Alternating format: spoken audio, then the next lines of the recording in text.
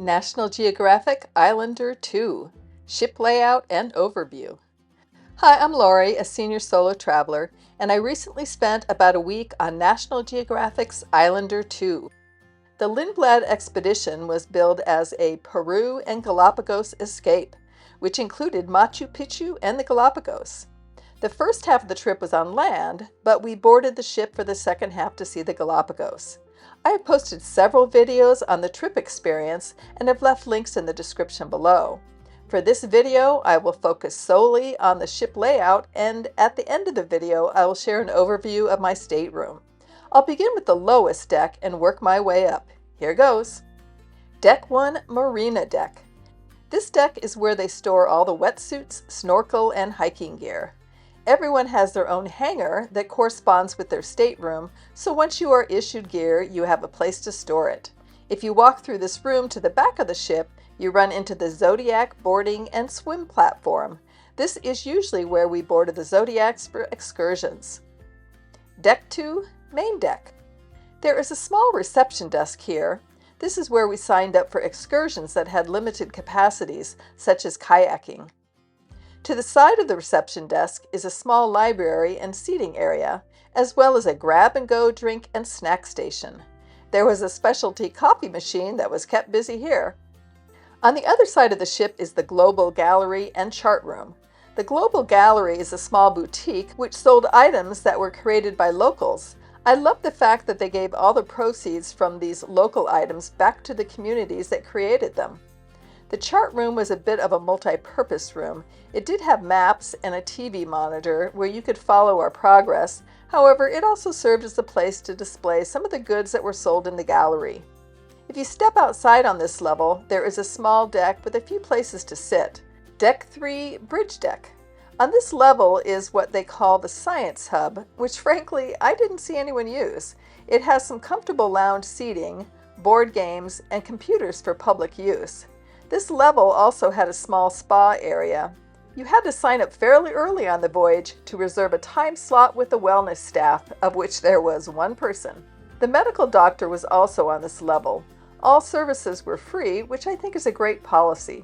The bridge, of course, is at the bow of the ship. There is an open bridge policy, so you can visit any time.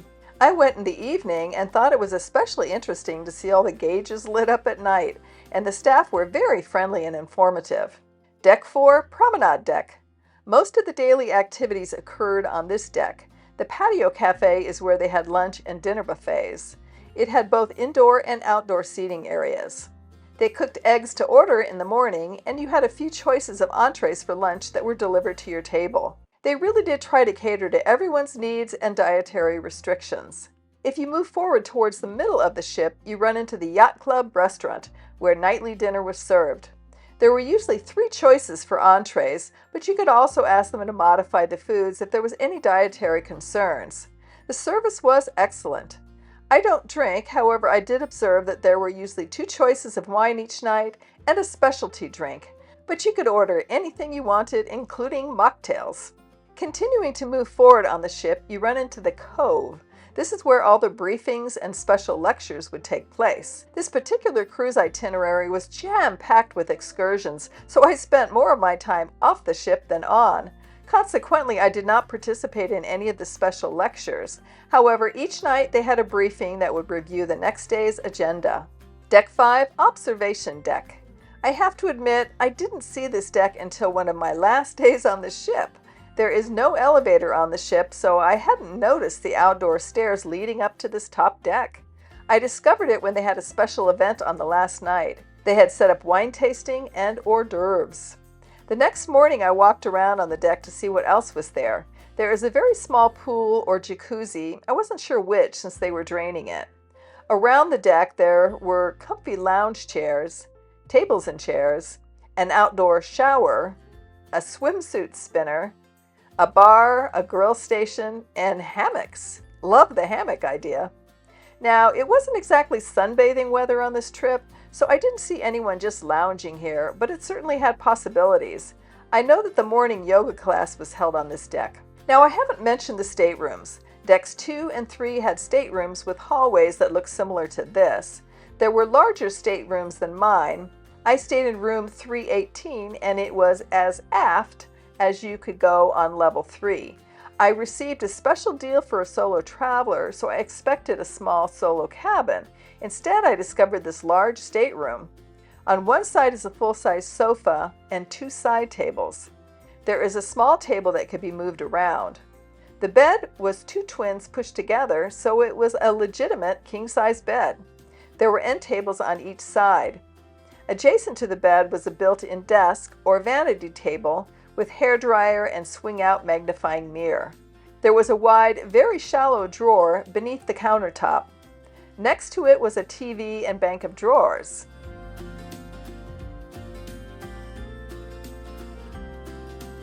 And moving down, there was another set of shelves. There were more places for me to store things than I could use. There was a volume level knob for the speaker system and a dimmer system for the lights. A phone was on the nightstand as well as a remote for the TV. There were 2 USB ports on each side of the bed. On the sofa were a couple extra blankets, and I used both since the stateroom got a little chilly at times. In the hallway was a coffee station and mini bar.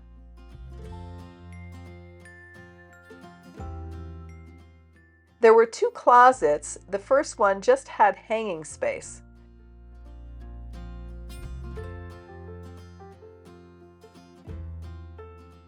The second one had hanging space, 2 robes, a safe, and some more drawers.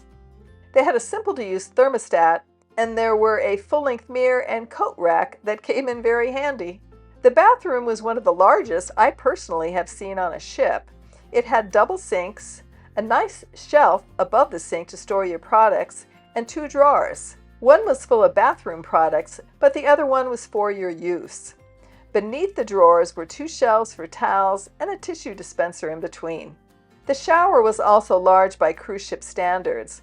It had both a rain shower head and movable wand. There were shampoo, conditioner, and soap dispensers and 3 small shelves for products. The toilet area did not have a privacy door, which I preferred because it felt more spacious. So as you can see, it was quite the nice stateroom. There are no balconies on the ship, so all rooms have a similar ocean view window. The Islander 2 has a passenger capacity of only 48 guests, so it is a small and intimate ship. The passenger-staff ratio is 1:1. The National Geographic marketing says the ship set sail in 2022, which I thought was interesting because I asked when visiting the bridge and was told it was built in 1986.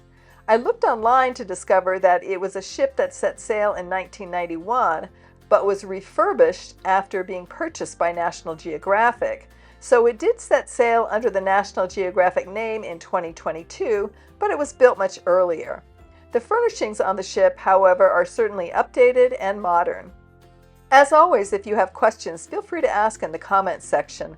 Check out the Senior Solo Travel website where all my videos are laid out in an easy-to-access format, and the Travel Facebook forum where you can interact with other travelers. I've left links in the description below to these sites as well as many others from this Machu Picchu Galapagos adventure. And if you'd like to follow my senior and solo travel journeys, please like and subscribe. Cheers!